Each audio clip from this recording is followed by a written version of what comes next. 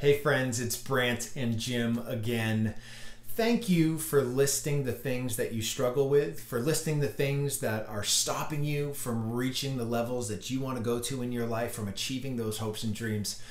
Today we wanted to talk to you specifically about the top 3 reasons why people aren't making meaningful change in their life. You know, when we released our book, Rock and Roll With It, we did a survey. And we asked people what were the things that were stopping them from achieving their goals. I was actually really surprised to find out where fear placed. I thought fear would have been number one. Yeah, but it turned out that it was actually number 3. Crazy. And fear falls into a couple of different kinds of fear, right? There's the fear of the unknown or fear of uncertainty, which we are actually biologically and neurologically programmed to have. That sort of fear of the unknown is part and parcel with the human experience. But the other side of fear is this idea that we get in our head about what is going to happen if we actually try to take the action. So, and it's completely fictitious. It's just about the story that we make up in our heads. But fear is a major obstacle that exists in a broad spectrum that we're all sort of wrestling with. But the funny thing about the story we make up about what will happen if we try is we can't actually predict the future. No, and I think we base it though off of past history. And so if we have done things constantly and failed and failed and failed and failed, we are going to predict again that we will fail. Right. And just because you have failed in the past doesn't mean that you're going to fail this time. And we actually go into that heavily in our methodology. But if you could actually predict the future, then we would all have winning lottery tickets, which we don't currently have. Powerball. We would all be Powerball winners. But that actually leads us to the second obstacle that is holding people back from creating the meaningful change in the lives that they long to create. We knew it was going to be up there. It's money. So we knew that money was going to be one of the most popular reasons why people are saying that they haven't been able to make that meaningful change in their life. But oftentimes we find money to be sort of a secondary obstacle, right? Yeah. Yeah, I mean, it's not that you can't afford it. Maybe I think we look at it as the whole. We're trying to accomplish everything at once instead of taking these small bite-sized pieces, which first of all are more affordable.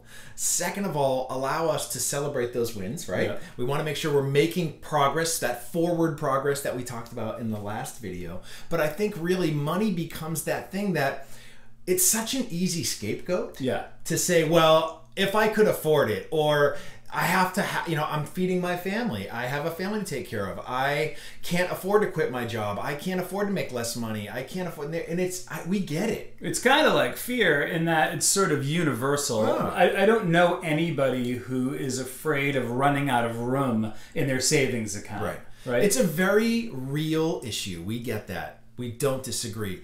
But there are also a million different ways to slice that pie to make sure that you can actually overcome that obstacle. Well, we won't get into a lot of them, but it's this idea whether you're, Gary Vee right now is on a trend where people give stuff away for free on Craigslist. Go ahead and grab some of those free things and list them for sale on the Facebook Marketplace or on Instagram or wherever it might be. There's a million different ways that you can actually take advantage of those sorts of things. There are tons of people who live in the MLM, the multi-level marketing world, right? Mm-hmm. So whether you're selling shampoo or you're selling facial skincare products or you are selling... you could be selling energy. You could be biohacking things. It's a million different things out there for people to make extra money and do those sorts of things. So there are solutions, but some of those solutions don't appear to be real for us because we lack the number one reason why people aren't making meaningful change, and that of course, Jim, is... And this came from you,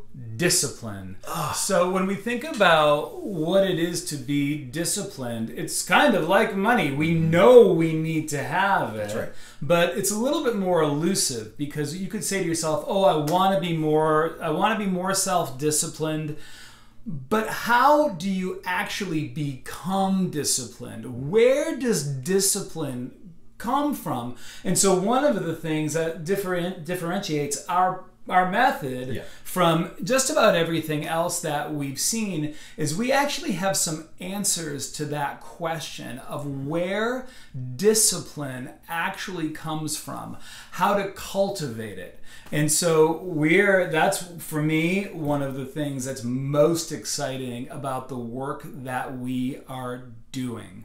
Yeah, a lot of these other programs that are out there just simply say, you have to be disciplined. Right. You have to do this. If you don't want to do it, push through it and do it anyways. That's great short term. That may be great one morning, maybe 2 mornings, maybe a week. It's not sustainable. It's not lasting. It's about learning where it comes from and how to cultivate it in your life in service of the change that you're working on creating. Yeah, the ACDC method teaches you exactly where discipline comes from, how to actually cultivate that discipline, how to build it up so that you can push through without a crazy brain hack, without some mumbo jumbo hocus pocus stuff that someone's trying to sell you. This is your personal reasons why you need to do this. It's not my reasons, it's not Jim's reasons, it's your reasons. And when you find out what those are, man, being disciplined becomes a lot more tame. Yeah, self-discipline is not a one-size-fits-all proposition, but it's actually not as difficult as you might imagine.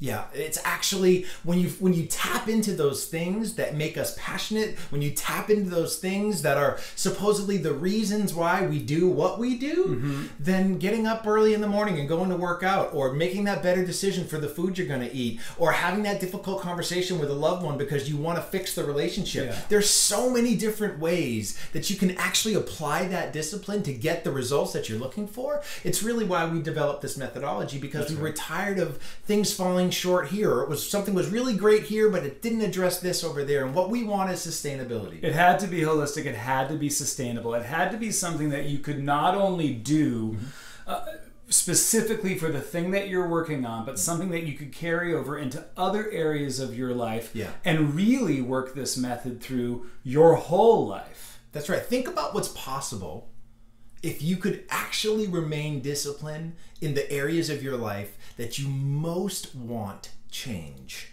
And I think that's what really, this survey that we did, and this is what we're going to do. This is what our gift to you. If you would, for us this week, what we want you to do is go to changewhat'spossible.com. Go ahead and enter your name and email address there. And what we're going to send you is we're going to send you the full results of the survey that we conducted when we released the book. So this isn't only going to tell you those top 3, it's going to list all the rest of the things that are there as to what's stopping people. It's even going to list things like, what's the most scary change that we have to look at? I'm sure you're probably curious if other people fear what you fear. Or do they hold those same things in our hearts? What are the most difficult areas of change? Yeah. Right? We found ourselves in many areas of this broad spectrum. So as we went through the results, we were with you and are happy to report that we've yet to find an obstacle that isn't addressed in the method. That's right. Which is exciting. Maybe it will come up, but at this stage of the game, we're pretty confident that in the spectrum of things that holds people back from creating the change that they want to create, it works within the ACDC method. I think the two of us became really adept at making excuses. Oh yeah. Right? Experts. And so if you think you have an excuse that we haven't tried, or yeah. it's not, we've got you beat. That's right.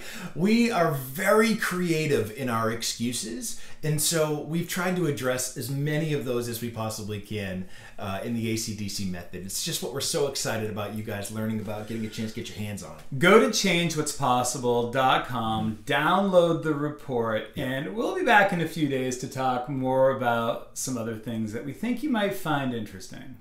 Rock and roll with it, friends.